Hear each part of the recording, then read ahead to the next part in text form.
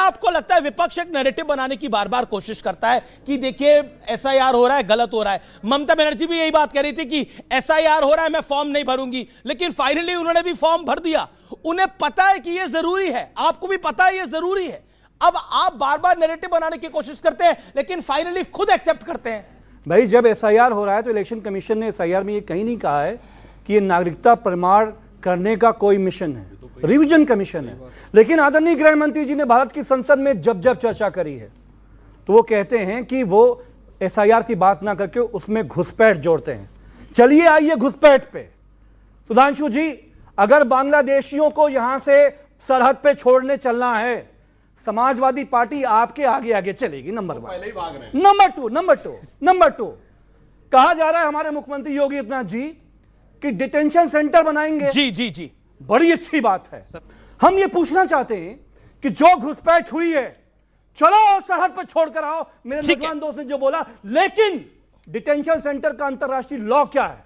Law ये है कि जब हर जोन में, हर मंडल में योगी आदित्यनाथ जी डिटेंशन सेंटर बनाएंगे, साफ पानी, बिजली, कपड़ा, खाना, दवाई, आपको उनके पानी और बिजली की चर्चा है, लोगों की पानी और बिजली देना पड़ेगा। अच्छा ठीक है, अब आपको पूरी पेशेंट 10 सेकंड आपको डॉक्टर देना पड़ेगा, कब सिरप देना पड़ेगा, किताबें देनी पड़ेंगी, आम लोगों के पैसे से, उत्तर प्रदेश के आम कॉमन टैक्सपेयर के पैसे से हम ये होने नहीं देंगे। अच्छा 2 minute 10 second 2 minute 12 second 10 second आप बोले और उतनी ईमानदारी से आपको सुधांशु त्रिवेदी ने सुना।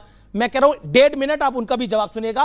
और आपको उनके डॉक्टर की चिंता है, घुसपैठियों के, आपको घुसपैठियों के बिस्तर की चिंता है, उनके साफ पानी की चिंता है, उनके साफ शौच की चिंता है। घुसपैठियों की चिंता थोड़ी देर के लिए बंद कर दीजिए, यूपी की पब्लिक की चिंता करिए, वोट उन्होंने आपको देना है। ओके, आप देखिए जवाब। Okay 40 second. वो खौफ, 50 सेकंड, घबराहट और छटपटाहट साफ दिखाई पड़ रही है। आल्हा में एक लाइन है कि का गति बरनो बघु उदल की, जहकी मार सही ना जाए, और एक का मारे दुई मर जावे, तीसर खौफ खाए मर जाए।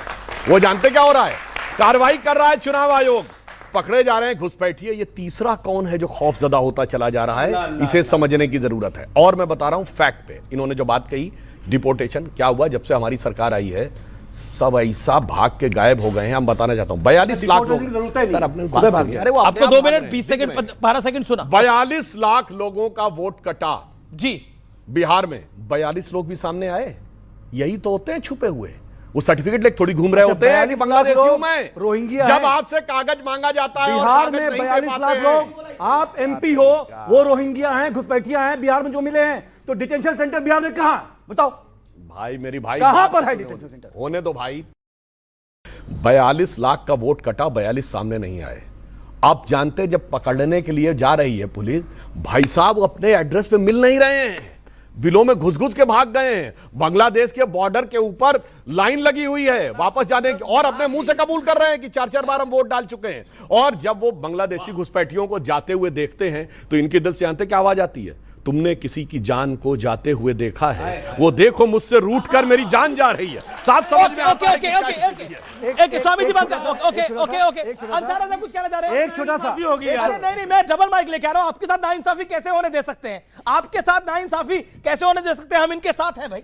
ओके बोलिए, अब बोलिए। हाँ, लेकिन बीजेपी की सरकार नहीं बनने देंगे हम, ये ध्यान रखिए। मत बनने दीजिए, आपको जिसकी मन करे उसकी बनाइए। मैं बिल्कुल हमारे आप एक टाइम पर मायावती जी की भी सरकार बना रहे थे वैसे उत्तर प्रदेश के अंदर, बताइए। अब ममता की बनाएंगे। अब रुको, देश के प्रधानमंत्री तक आपकी पहुंचे, उनसे कह दीजिए कि जब भी प्रभु श्री राम के यहाँ कोई भी कार्यक्रम हो, हमारे यहाँ 4 बड़ी पीठें हैं, उनको भी बुला करके बैठाया कीजिए, उनको भी सम्मान दीजिए। और उनको बेइज्जत करने के लिए जो बाबा बागेश्वर को खड़ा किया गया है ना, उन 4 पीठों को दबाने के लिए बिल्कुल सच्चाई है ये बिल्कुल सच्चाई है। वरना ये गलत वरना क्यों नहीं बुलाया फिर उनको बेइज्जत करने के लिए? बाबा बागेश्वर के भक्त हैं। जितनी बाबा बागेश्वर ने मेरे इंटरव्यू में बोला, सबसे बड़े मैं उनके आगे क्या बोलूंगा? किसी में नहीं हुई। नहीं जितनी साधुओं की बेइज्जती हुई है, जितनी साधुओं की बेइज्जती मोदी सरकार में हुई है, किसी में नहीं हुई है। अब जितना धैर्य से बताओ 4 पीठ कहां है राम मंदिर में? जितना स्वामी दिवाकर को बोले जितना और ध्वजारोहण में कहां 4 लोग? कहां 4 लोग? जितना धैर्य से आपने बोला, हमने सुना ना। अब मैं सुनूंगा, थोड़ा सा सब्र रखना। सर मैं हाथ बांध के सुनूंगा आपको। बोलिए। आपके लिए जैसे मदीना एहतराम की बात है, मेरे लिए मेरा राम मंदिर एहतराम की बात है। बिल्कुल है। मेरे लिए मेरा कार्तिकेय का मंदिर, काशी मंदिर, मथुरा मंदिर एहतराम की बात है। आप सोचिए कि आप एक बात डिबेट में सुनने को तैयार नहीं है और आपने सब बात किनारे कर कर जहाँ कहाँ मदीना है वहाँ मदीना, वहाँ उसके अलावा कुछ नहीं हो सकता। आप सोचिए कि कोई एक कांग्रेस का सीएम खड़ा होता है रेवंत रेड्डी और वो कहता है कि जो शराब पीता उसके लिए अलग देवता, जो भांग खाता उसके लिए अलग देवता। मेरे दिल पर क्या बीतता होगा? बिल्कुल सही है सर। पर कोई नहीं, क्योंकि मेरा दर्द जब नरेश या मेरी अग्रवाल ने नहीं दादा बोलने दीजिए पार्लियामेंट में दादा, बोला था सर, जब भी मैं गलत कह बोला रहा था, हूं, समाजवादी पार्टी मैं में थे। कह रहा हूं हाँ, गलत तब भी बोला था मैं उन्होंने। कह रहा हूं, मौलाना साहब सुन लीजिए, जी।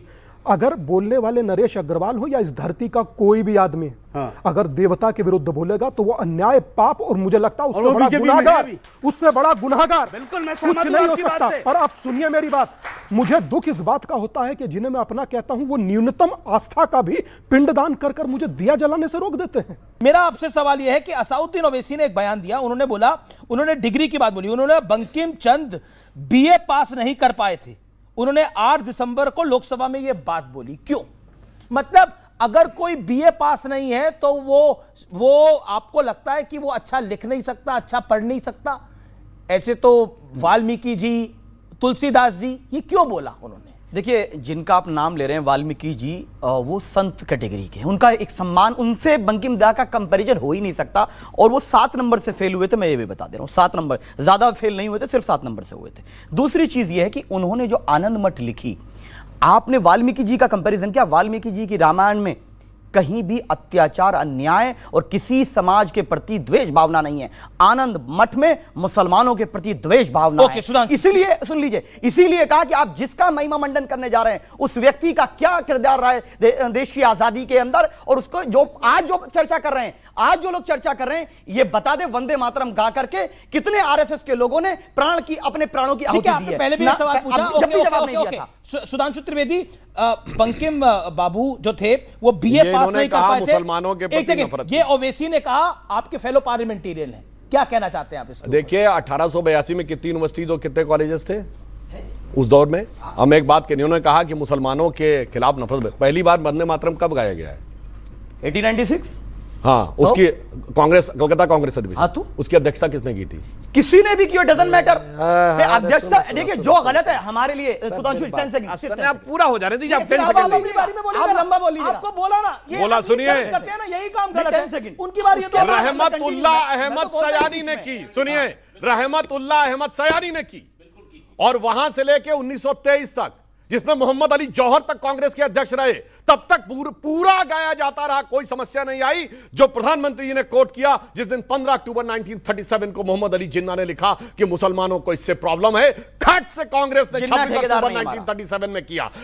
ये लोग बड़े गजब हैं, कहते हैं साहब हम मुल्क के आगे सजदा नहीं कर सकते, हम भगवान के आगे किसी की सजदा नहीं करते हैं। और मैं कहना चाहूंगा, अभी आप जाइएगा नेट पे खोलिएगा, मुगले आजम फिल्म में जो सबसे फेमस गाना है, जब प्यार किया तो डरना क्या, उससे पहले एक एक करके जो सब आते हैं, जरा वो डायलॉग सुनिएगा। सबसे पहले आते हैं सलीम, तो कहते हैं साहिब आलम शहजादा। सुनिए, फिल्मी कहानियां सुना रहे हैं सारा। फिल्मी कहानी नहीं, सुनो मेरे भाई, क्या आप खुद बता, अरे भाई बात सुनिए, फिल्म बता रहे हैं आप खाली। भाई मैं इसलिए बता रहा हूं कि बच्चे उसको जाके देख सके। फिल्म नहीं, सुनिए, बादशाहों के बारे में बोला जाता था, सजदे में निगाह रहे तमाम होश और खिरत पेश बादशाह रहे, बादशाह को सजदा करते थे और कहते देश को सजदा नहीं करेंगे। बोलो, हर बादशाह के लिए बोला जाता था। देखिए, बादशाह को सजदा नहीं किया जाता था, बादशाह को सजदा नहीं किया जाता था, नहीं किया जाता था। अरे साहब नहीं किया जाता, इसीलिए मैंने कहा नहीं किया जाता था। किसी बादशाह को सजदा नहीं हो सकता, किसी को भी नहीं पर होता किसी तो बादशाह को नहीं हो सकता। और सुनिए, हम यार, अपने इनको कुछ हिंदुस्तान नहीं की पता है मौलाना को। सरजमीन पर सजदा करते हैं, सरजमीन को सजदा नहीं करते।